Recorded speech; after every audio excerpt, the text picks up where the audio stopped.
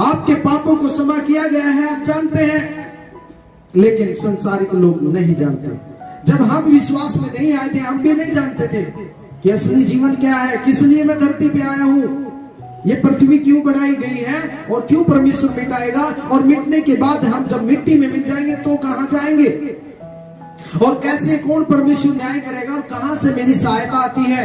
हम उसको भूलना नहीं है, हमें उसको छोड़ना नहीं है, हमें भूलना नहीं है, हमें याद रखना है। बैकग्राउंड में जब हम जाते हैं, जब हमारे कोई भी तीर तुक्का काम नहीं आए, कोई डॉक्टर, कोई वैद्य, हमारी सलाह, कोई रिश्तेदार, परिवार, कोई मेरा बेटा बेटी, पत्नी पति, कोई काम नहीं आया, जब परमेश्वर ने हमारे हाथ को पकड़कर उठाया गया था, हालेलुया, तो आज कहां गया फिर?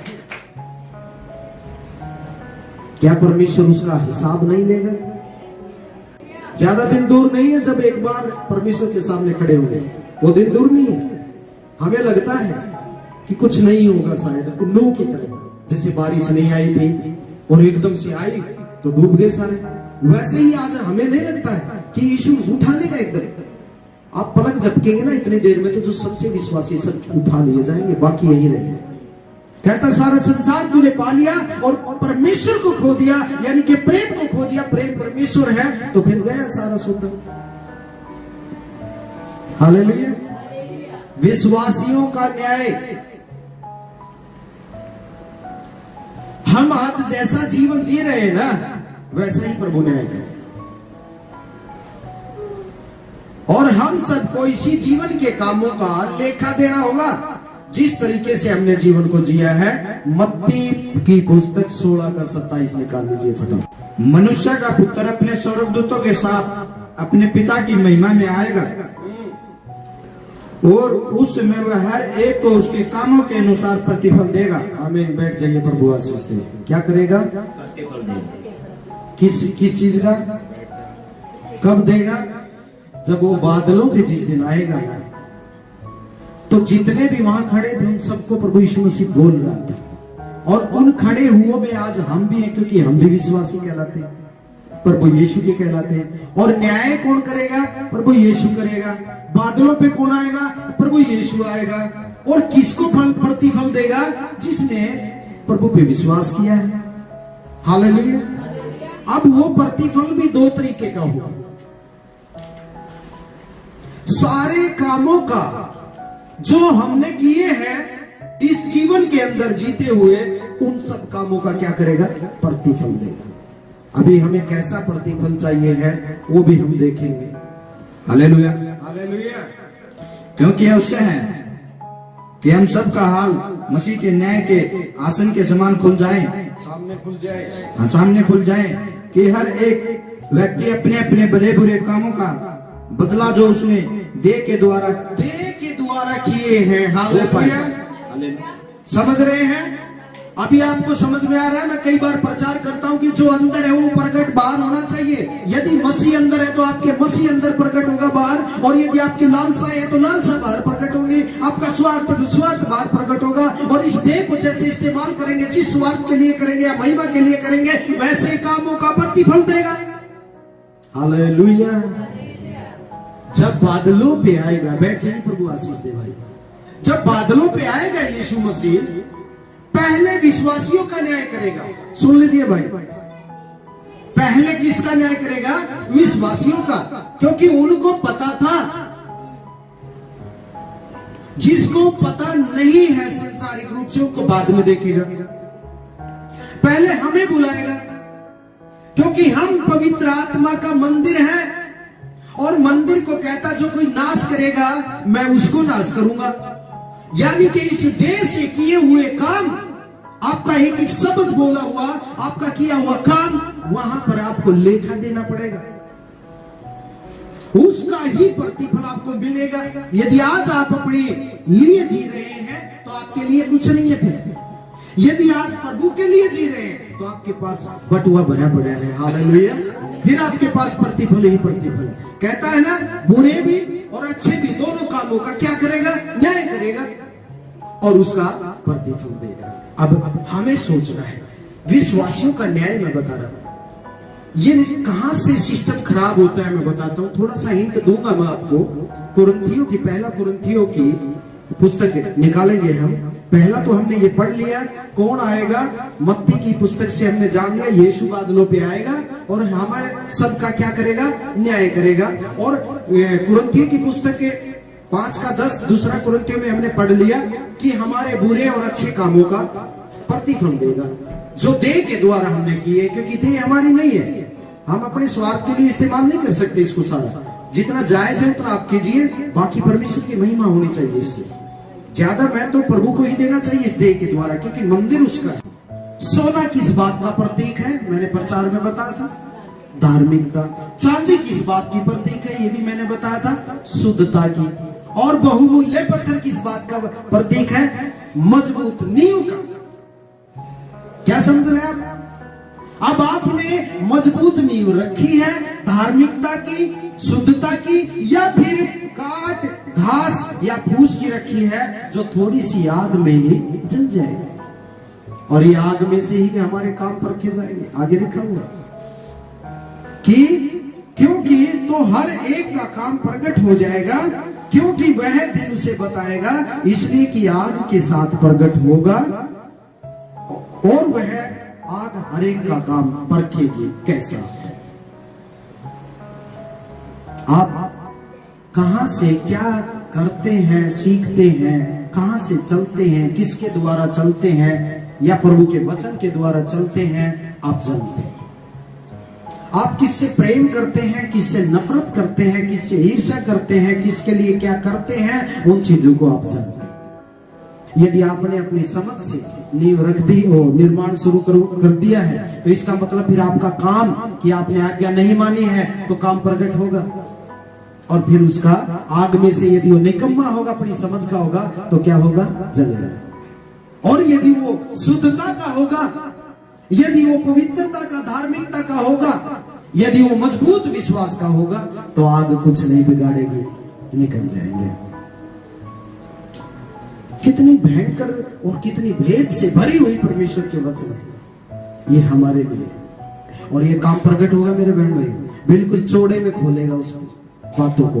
परमेश्वर आपके एक एक किए हुए काम को, सोचे हुए विचार को, क्योंकि परमेश्वर यहोवा विचार को परखता है, स्वभाव को जांचता है और चाल चलन को देखता है, उसी के अनुसार न्याय करेगा परमेश्वर।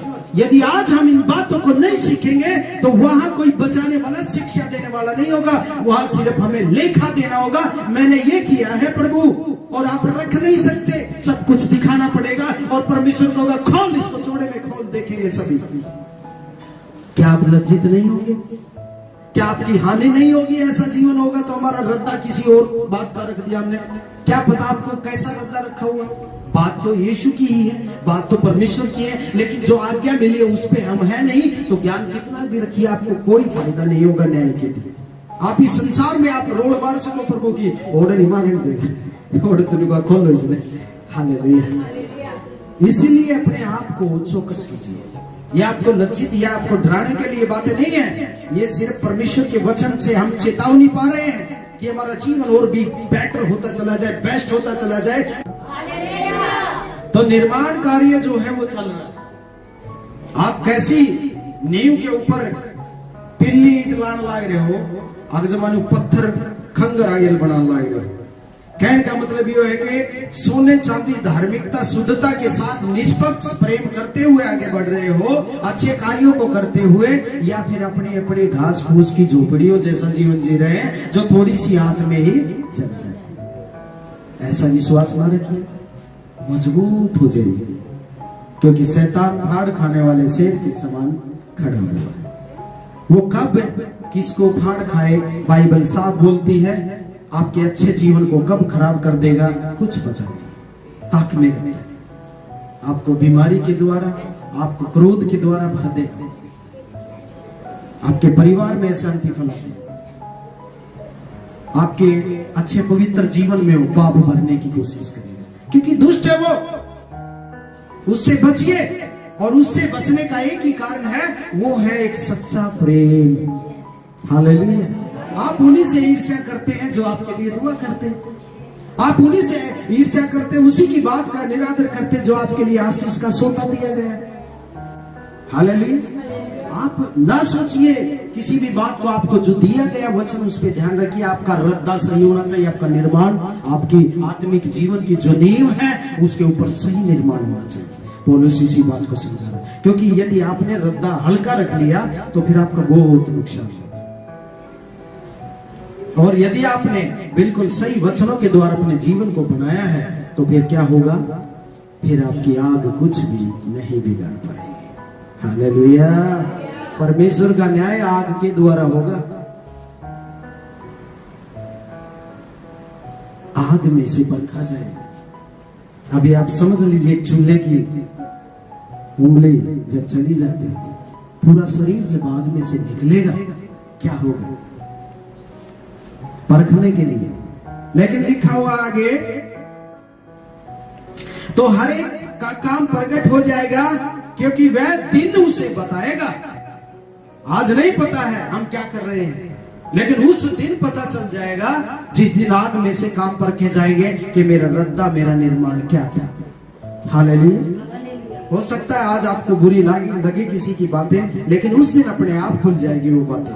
परमेश्वर ऐसा कुछ नहीं है जो ढका हुआ कि हम ढक लेंगे और वो ना खोलेगा, सारी बातें खोलेगा। इसलिए कि आग के साथ प्रकट होगा और वह आग हर एक काम को परखेगी। कैसा है? जिसका काम उस पर बना हुआ स्थिर रहेगा वो क्या करेगा? मजदूरी पाएगा, प्रतिफल पाएगा। यदि किसी का काम जल जाएगा तो वो हानि उठाएगा, पर वह आप बच जाएगा, परंतु जलते जल जाएगा। प्रभु कह नहीं रहा है कि नाश हो जाएंगे आप। एक बात बताइए, हमने एक अच्छा घर बनाया, पता कैसा होगा मैं बताऊं आपको। एक अच्छी कोठी बनाई आपने, एक अच्छा महल जैसा घर बना, पूरी जिंदगी की रकम उसमें उठा के भी लगा दी, अपने भी लगा दी, बहुत कष्टों के साथ काफी टाइम में वो तैयार हुआ है और बड़ा सुंदर है। लोग उसकी सराहना करेंगे। पूरे नगर में ऐसी किसी का भी मकान नहीं है। हालेलुया। और यदि उसके अंदर आग लग जाए तो क्या करेंगे? आप अंदर हैं और उसके अंदर आग लग गई, क्या करेंगे आप? भागना पड़ेगा आपको।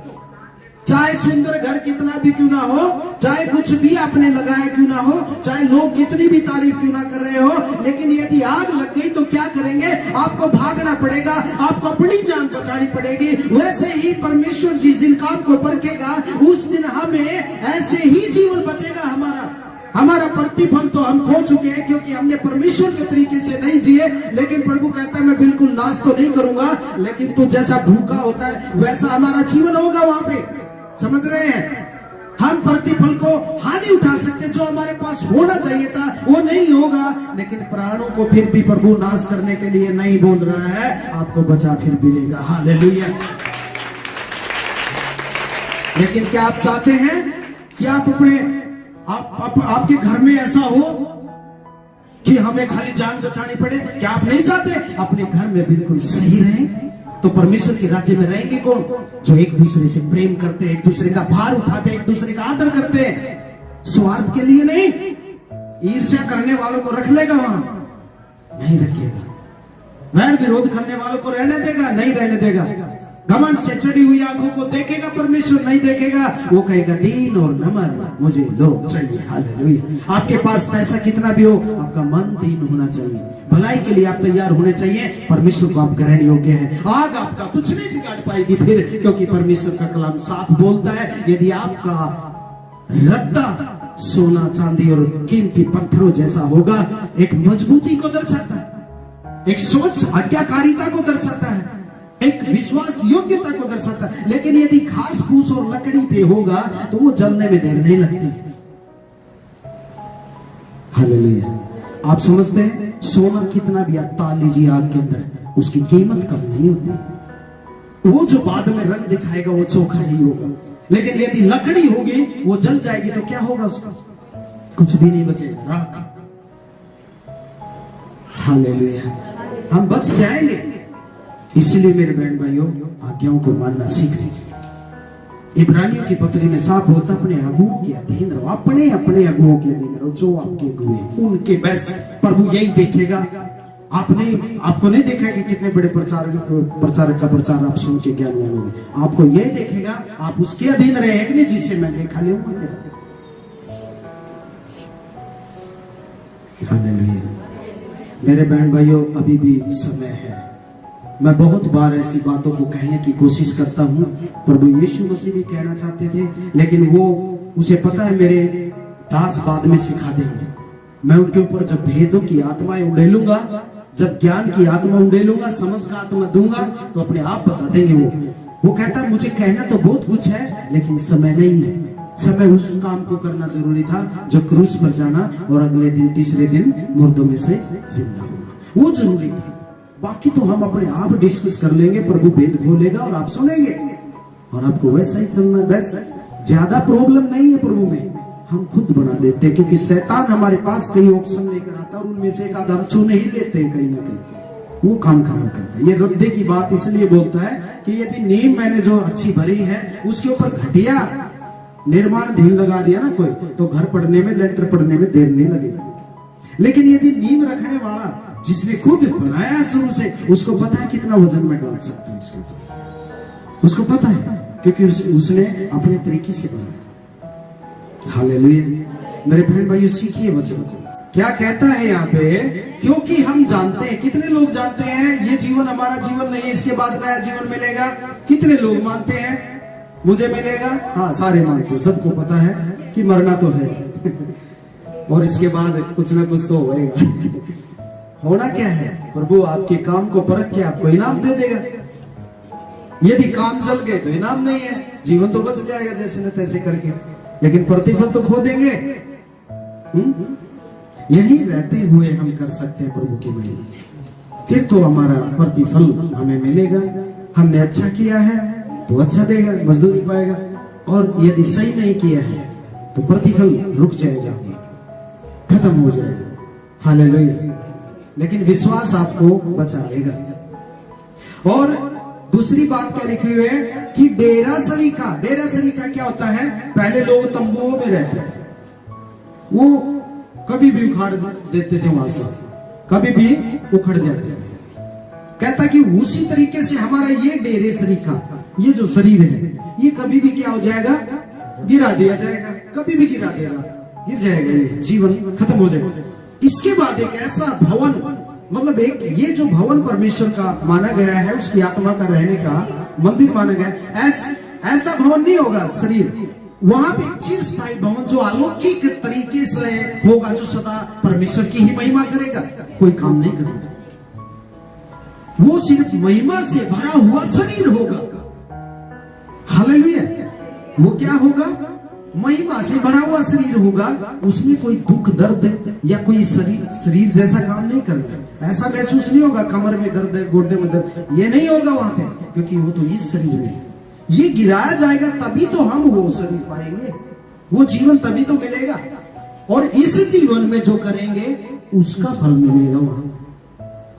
हालेलुया।